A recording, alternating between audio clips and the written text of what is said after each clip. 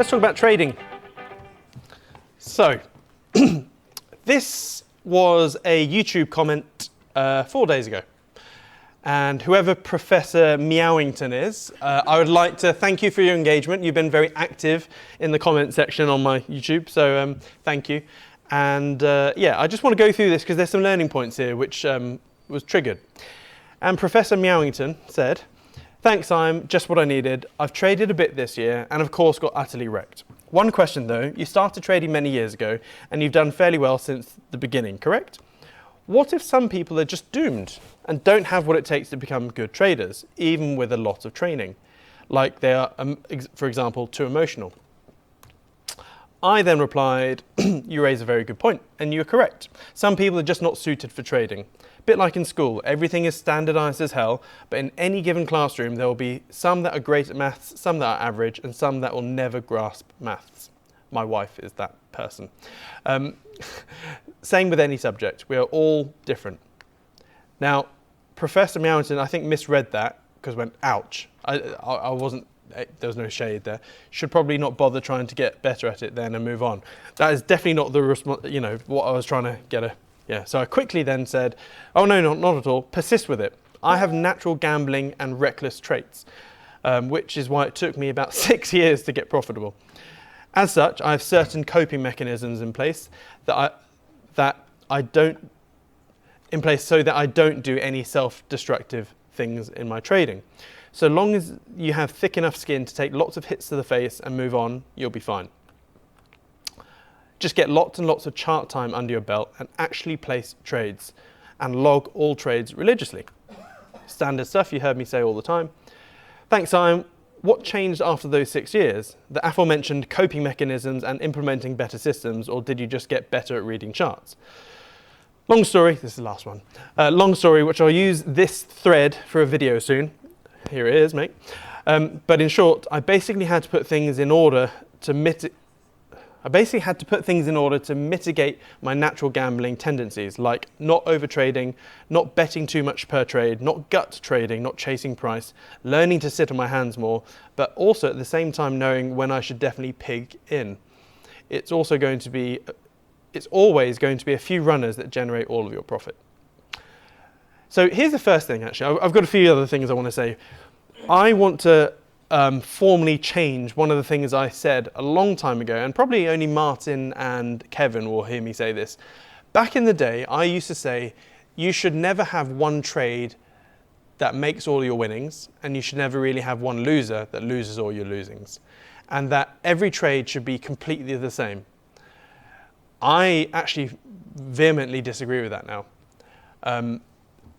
Through my own empirical data and just through experience, and also, read any of the Market Wizard books, you'll realize that all of the Market Wizard traders, all of their big wins came from a handful of trades. Which, yeah, it does go against some of my earlier teachings where, you shouldn't have one trade that makes your year, and it should be, a bunch of good trades. But in reality, when you look at all of the Market Wizards and other good traders that I know, and just from my own experience, it is actually a few runners that just make up all your year's profits. But one thing you shouldn't do is have one loser that just destroys you for good. To make that clear, you should not basically have one trade that blows you up. So when you should have lots and lots of losers that don't kill you, but you'll most likely end up having a handful of winners that make your year. Sorry, that's a better way to go about it. So last caveat, it doesn't mean you should go big on stuff. What you'll find is that it's not the amount of money you put into a winning trade, it's how much it runs in your favor. That's really what matters. So, how to drag your trading out of the gutter. If you're a gambler, like me, or get a bit carried away, you first of all need to acknowledge that. First thing with being an alcoholic is understanding that you're an alcoholic. Not that I have been one, but so self-acknowledgement is crucial there. And once you understand that, you then need to find out what are your triggering mechanisms. So for some people, they could have the smell of vodka and they have a relapse. or someone could, everyone is different with any other thing. So for example, for me, one of my triggers back in the day, not so much anymore, is I'd have a big win, then all of a sudden I get 2 full-on hard-ons. Sorry, horns. Oh, sorry. Sorry. The 2 horns of greed come out. Sorry. Oh, God. I've got weird images in my brain now. So what would happen is I'd have a nice win, I'd make lots of money, and go, ooh, dopamine, dopamine, dopamine, and my body wants more of that dopamine. So what do?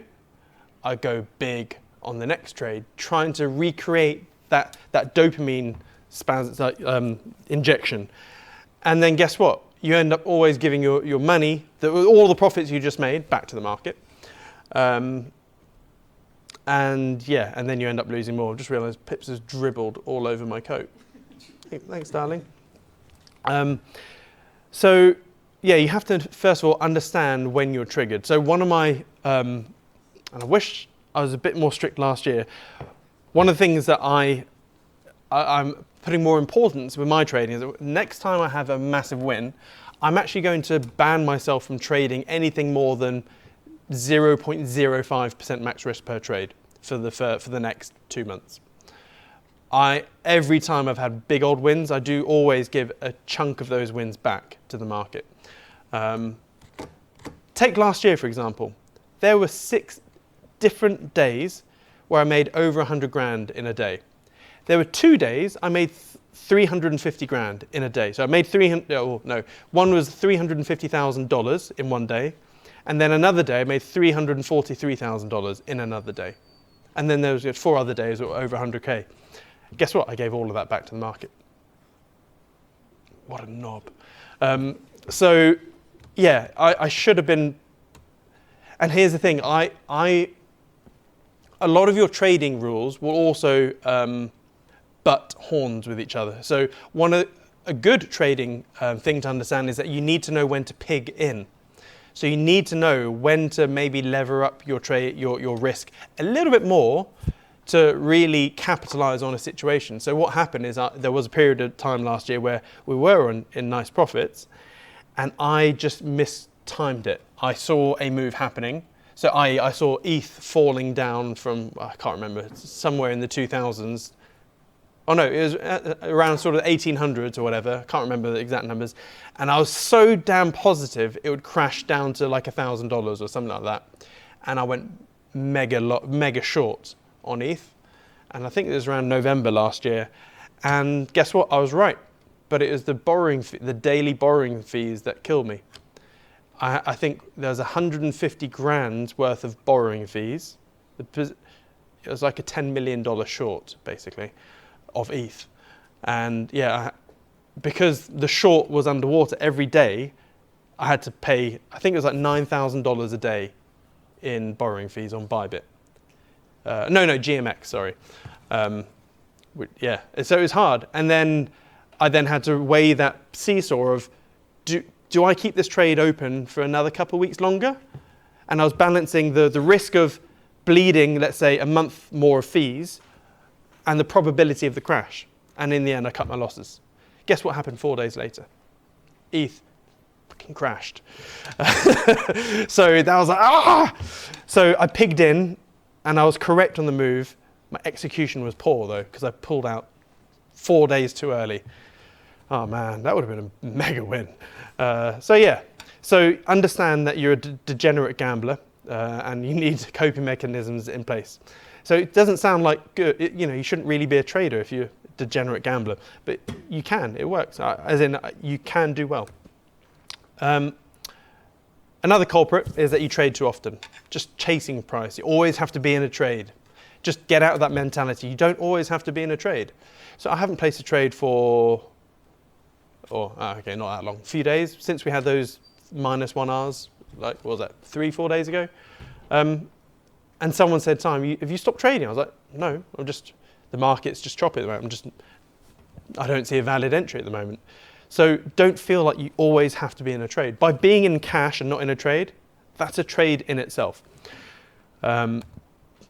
Always remember you're an idiot. Always remember you will always be a market idiot, and you're always one trade away from being a total muppet. I know you should always have positive mantras and stuff, but I think sometimes sometimes it's good to have negative reminders just to stop you from being an idiot.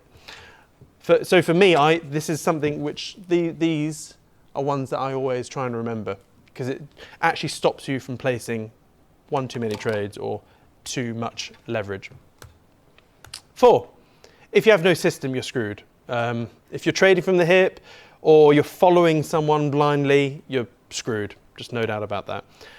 And it is critical you understand how to use your strategy and when to use your strategy.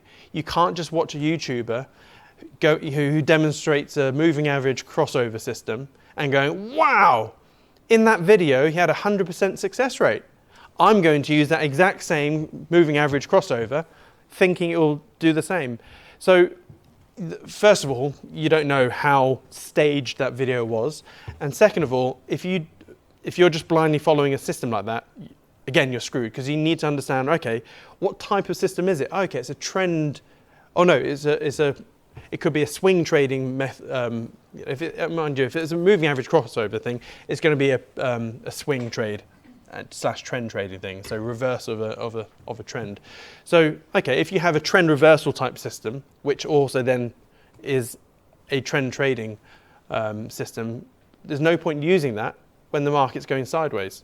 You're going to get those crossovers all the freaking time. So only do it at the end of, or potentially at the end of a sustained trend, let's say a sustained bull market, then maybe look for that crossover system. Or yeah, then just know when to use your weapon. Or I think Kevin, was it the rent payer? You absolutely nailed. Yeah. So for example, you could also become a specialist at one thing.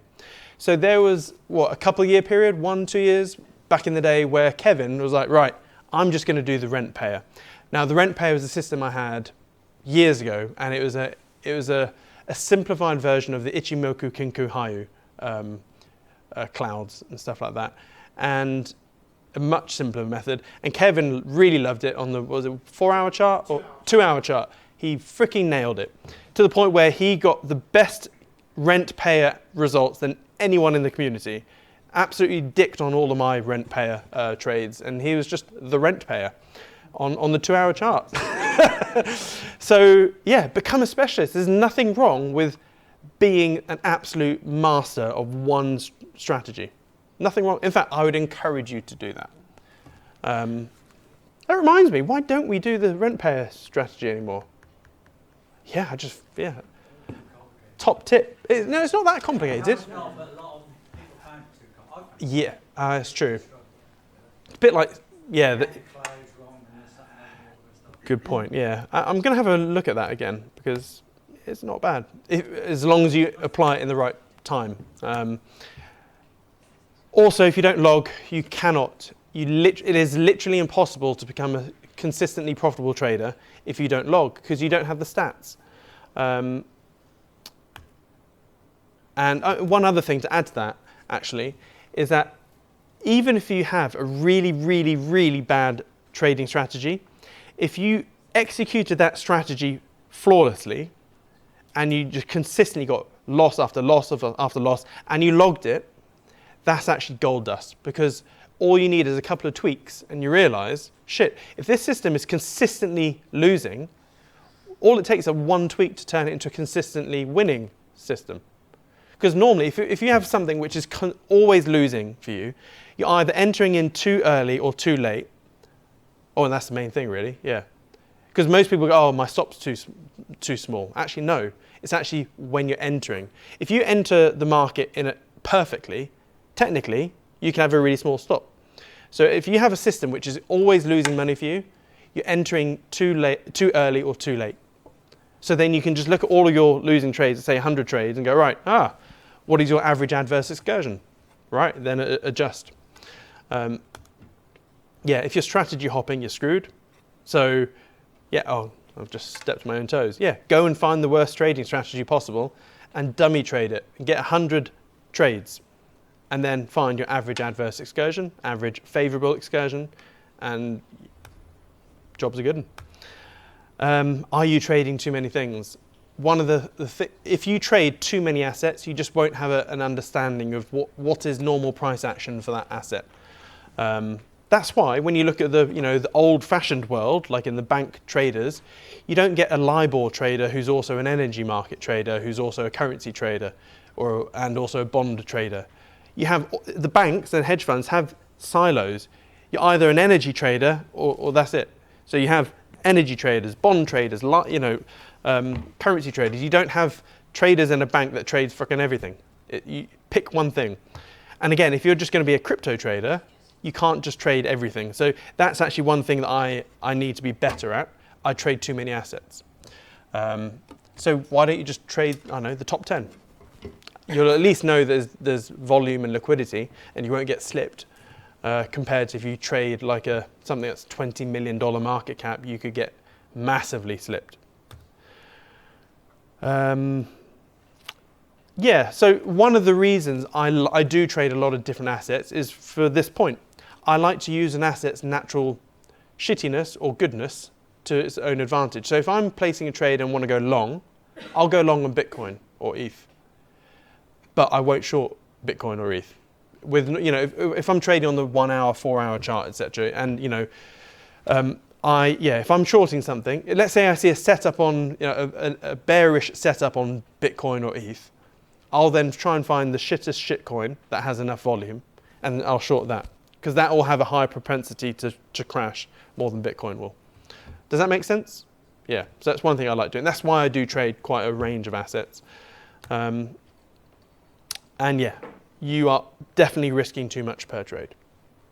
Over the last month or so, with my public trading log, I've placed 50 odd trades across all the different assets, and every trade has been 0.1% max risk. Even I am thinking maybe risk a bit less, and that's me. I've literally the last 50 trades, I've not risked more than 0.1% max risk. So part of me is thinking, place less trades, be more picky with my trades, and maybe risk a bit less. Because the profit with the trade, by the way, is not like getting in at the perfect time. It's getting into a trade which you think is going to go, let's say, down here. And once that trade is confirmed, and it is starting to trade, the probability that it is going to go down here is much higher. So that is when you pig in. That's when you start scaling into the trade. You don't go big up top. If anything, when you're scaling into the trade, it's much better to risk more once that trade is confirmed. So yeah, are your R multiples suboptimal as well? So for example, here is a recent setup where I lost money. As you can see, I did a triple entry method here, and because it was an 8 and 21 EMA bounce.